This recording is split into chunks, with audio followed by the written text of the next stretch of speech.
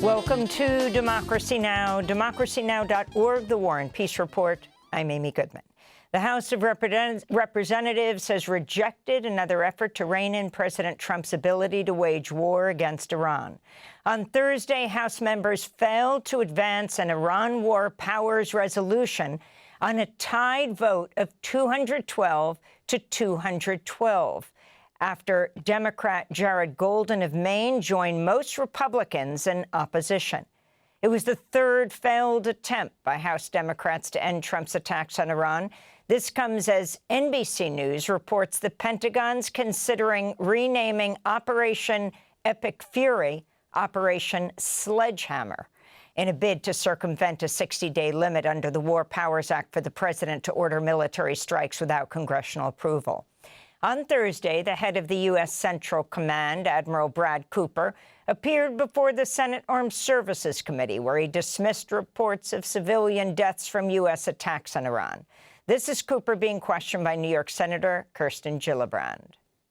The subject of civilian casualties is a particular passion of mine. We pay attention to it. We follow all the procedures and have gone above and beyond to, in my case, personally warn the Iranian people of several instances during conflict where they were being potentially used as human targets. If they've been warned, how did we then bomb 22 schools?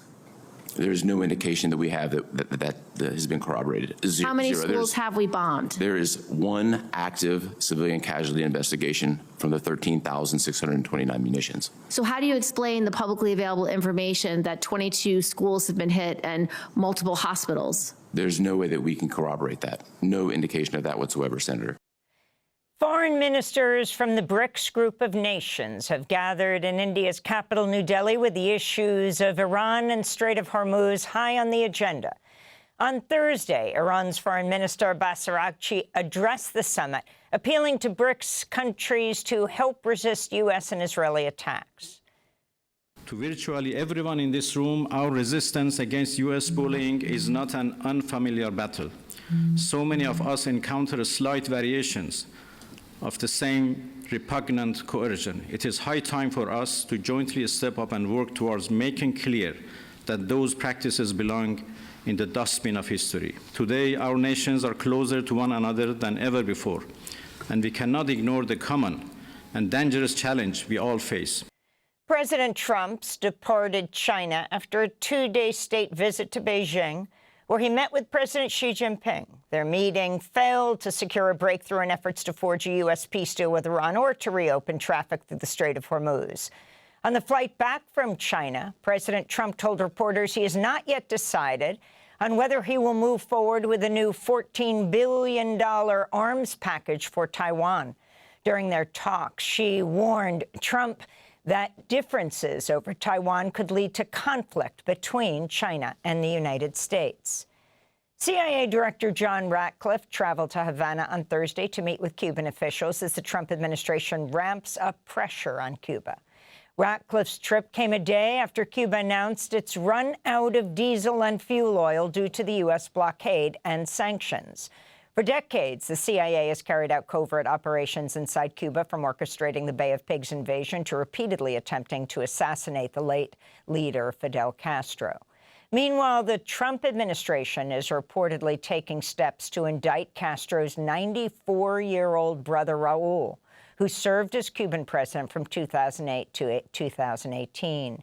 In related news, more than 30 House Democrats have signed a letter urging the Trump administration not to take military action against Cuba and to lift the blockade. On Lebanon's national news agency reports an Israeli double-tap strike on a car earlier today killed 2 men and damaged 3 ambulances. It followed an overnight bombing by Israel that killed 4 people in a house in the town of Haruf. UNICEF reports at least 59 children in Lebanon have been killed or wounded by Israeli strikes over the past week, despite a U.S.-brokered ceasefire that was supposed to have taken effect in April.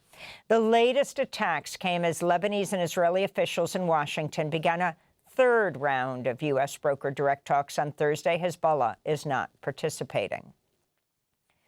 In Jerusalem, Israeli nationalists chanted death to Arabs, and may your villages burn on Thursday as they joined a state-sponsored march near the Damascus Gate in the Old City to mark the 59th anniversary of Israel's capture and annexation of East Jerusalem.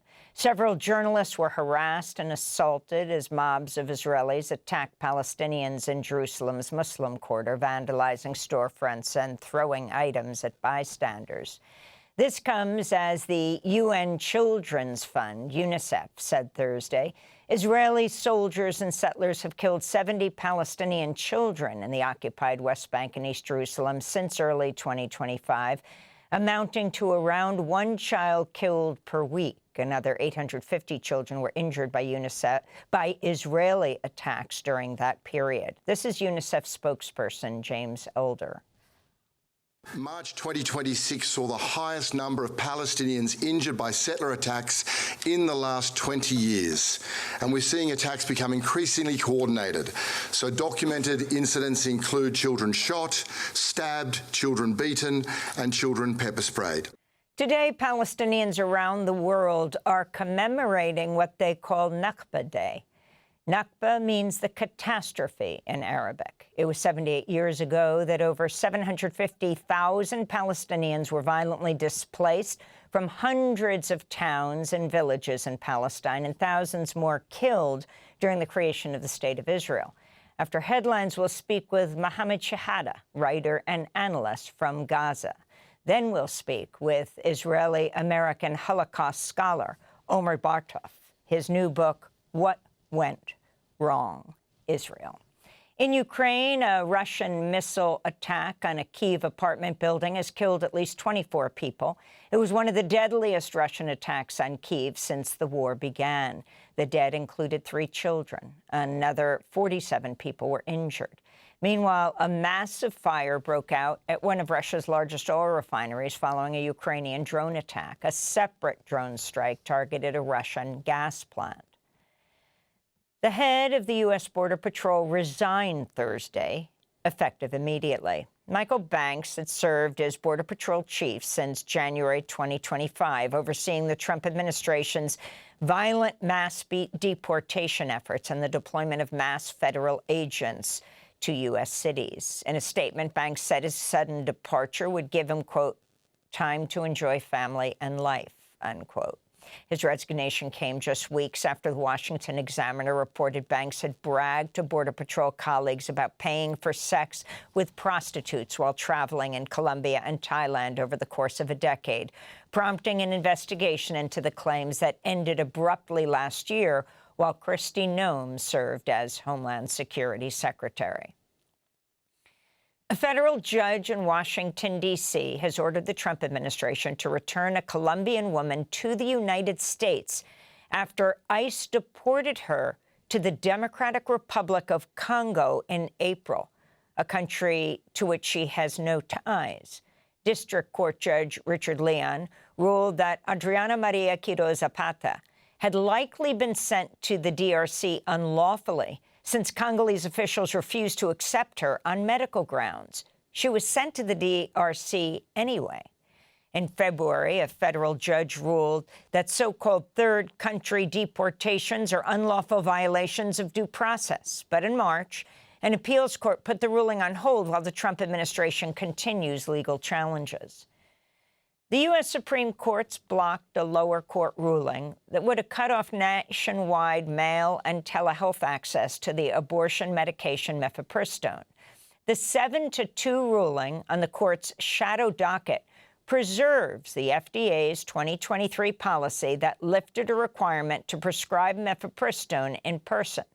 The ACLU's Reproductive Freedom Project said in a statement, quote, "While it's good news that, for now, patients can continue to get this safe medication by mail and at pharmacies, as they have for more than 5 years, we all know abortion opponents are continuing their unpopular and baseless attacks," unquote.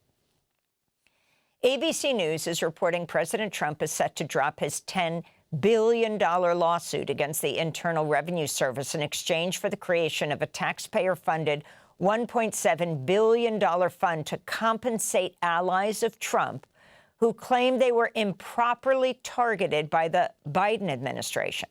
Under the plan, recipients of the money could include individuals charged in the January 6th insurrection and entities associated with President Trump himself. Meanwhile, Democratic Congressmember Jamie Raskin is introducing a package of anti-corruption bills aimed at putting new checks on the White House. A jury in Chicago has ordered Boeing to pay nearly $50 million to the family of Samia Stumo, which had filed a wrongful death lawsuit against Boeing. Stumo was killed in 2019 aboard a Boeing 737 MAX jet in Ethiopia. The crash came months after another Boeing 737 MAX crashed in Indonesia. Together, the crashes killed 346 people. Samia Stumo was a 24-year-old working in global health development. Her mother, Nadia Milleran, is running for Congress for a second time as an independent in Massachusetts. Samia Stumo was the grandniece of Ralph Nader.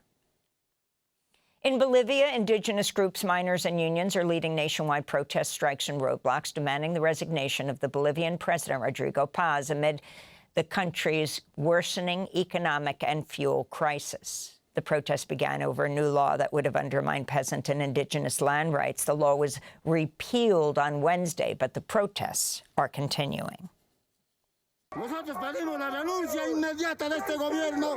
We demand the immediate resignation of this treasonous and incapable government because they want to govern us with decrees. We won't allow that. We'll fight to the death, brothers, to remove this treasonous government. Onward to victory. And in Oklahoma, Richard Glossip walked out of the Oklahoma State Penitentiary on Thursday after nearly 30 years on death row for a murder he insists he did not commit. Glossip previously faced execution 9 times and ate his last meal 3 times before last-minute intervention saved his life. He was freed after a judge granted him a retrial and allowed his release on a $500,000 bond. Richard Glossip spoke briefly to reporters outside the prison that had held him since 1998. Yeah, I'm just thankful for my wife and my attorneys and just happy. Yeah. Just really happy. Extremely grateful. In February, the U.S. Supreme Court ruled Glossip was entitled to a new trial due to errors in his original prosecution. Oklahoma's Attorney General says he's planning to retry Glossip for murder, but would not pursue the death penalty. And those are some of the headlines. This is Democracy Now!, democracynow.org. Thanks for watching Democracy Now! On YouTube. Subscribe to the channel and turn on notifications to make sure you never miss a video. And for more of our audience-supported journalism, go to democracynow.org, where you can download our news app, sign up for our newsletter, subscribe to the daily podcast, and so much more.